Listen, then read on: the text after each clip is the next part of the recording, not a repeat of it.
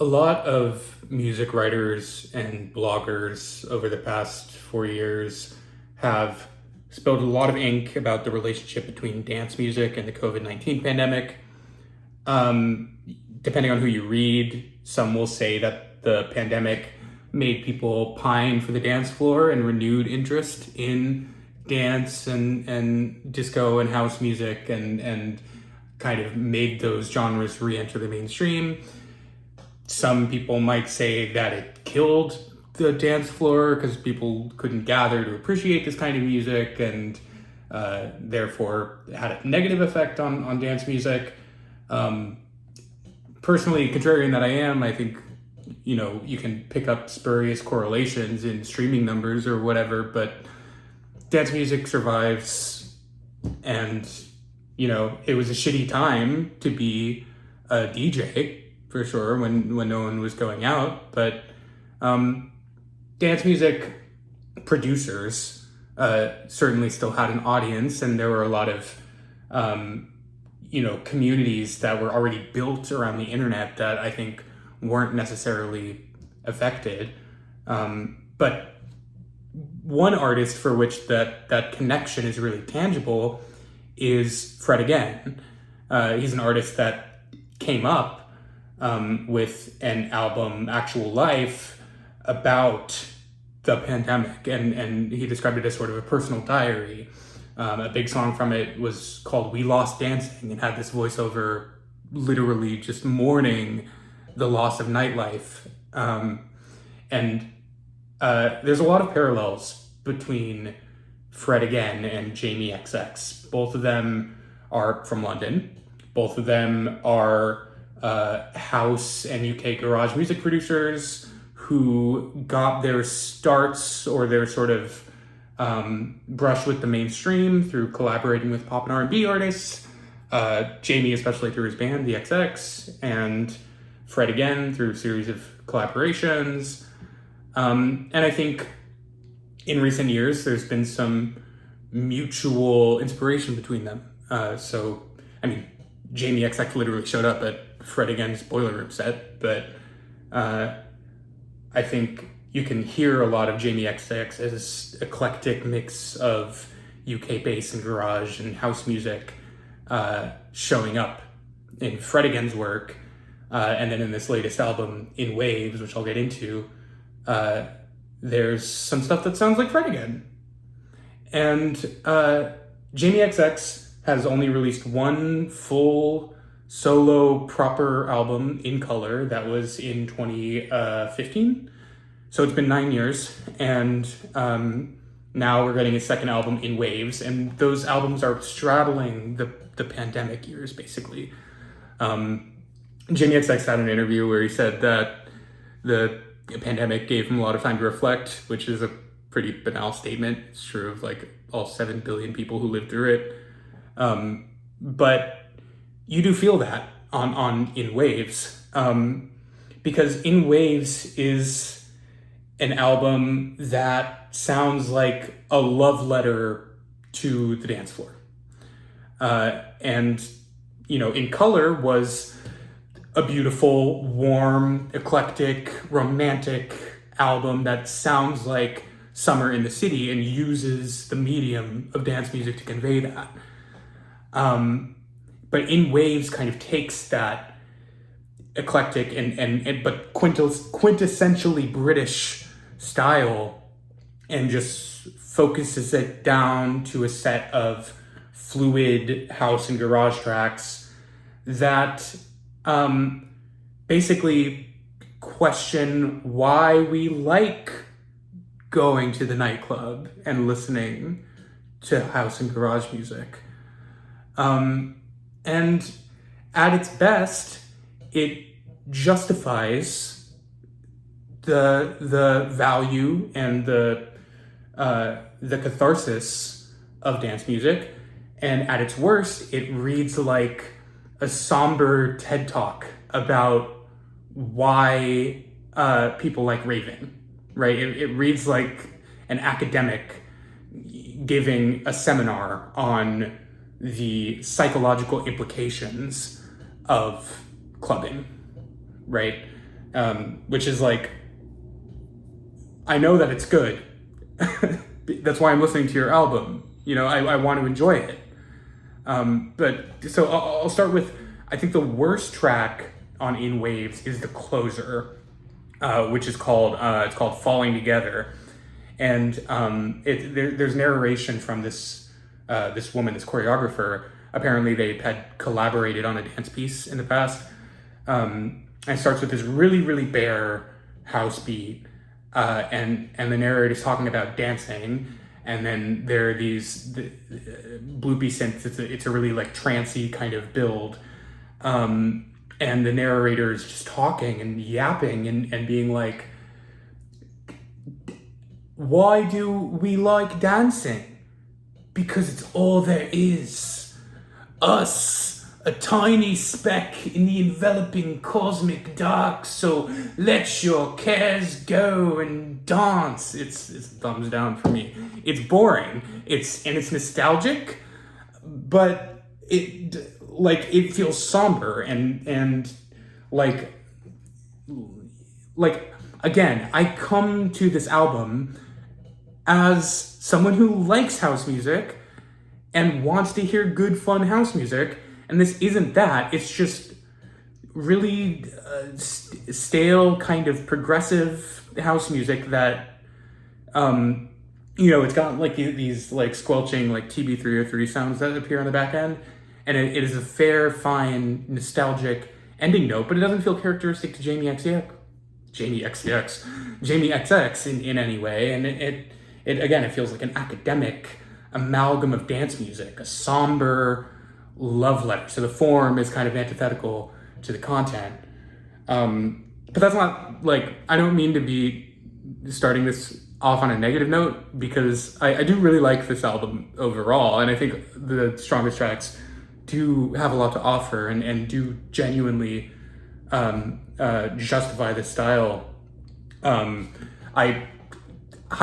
Clear highlight, easy highlight for me is also the first single, Baddie on the Floor, which is a fucking smasher. It's so good. Every single aspect of it is awesome. The piano sample, the bass line, the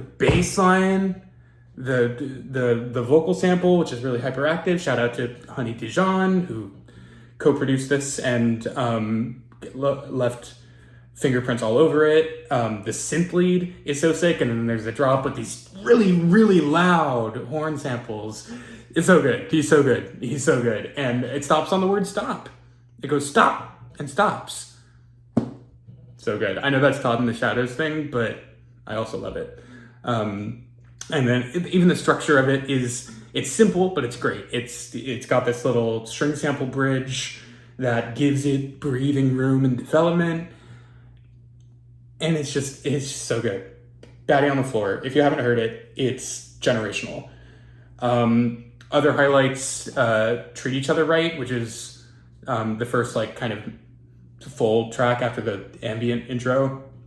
And like, it's just this really sick future garage beat with this buzzsaw bass and these kind of marimba type tones going on and guitar, and Jamie XX has this like little soft rattly percussive sound that he uses in a lot of his songs. That's kind of his signature now, and that shows up here, and it feels really cool. And the song just like, everything cuts out and it plays this like chipmunk soul sample a la Kanye West On Sight. And like it's really jarring and kind of avant-garde and cool. And the build-up before the drop is maybe a little lazy or maybe a little avant-garde. I can't really tell, but the drop is sick enough, so I'll allow it. Other highlights, Daffodil is really cool. I feel like on this track and a lot of the rest of the album, there's a lot of influence from Avalanche's post-reunion, meaning Wildflower and what is it called? We Will Always Love You.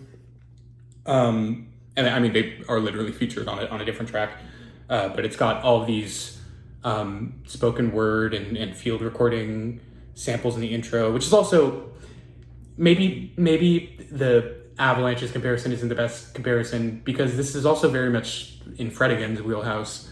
To, you know, like I said, his Pandemic album has all of these samples of literal conversations he had, and they're all kind of strung together in a house music context. But I don't know, this Daffodil song feels like a road trip in a lot of the same way that Avalanche's Wildflower does.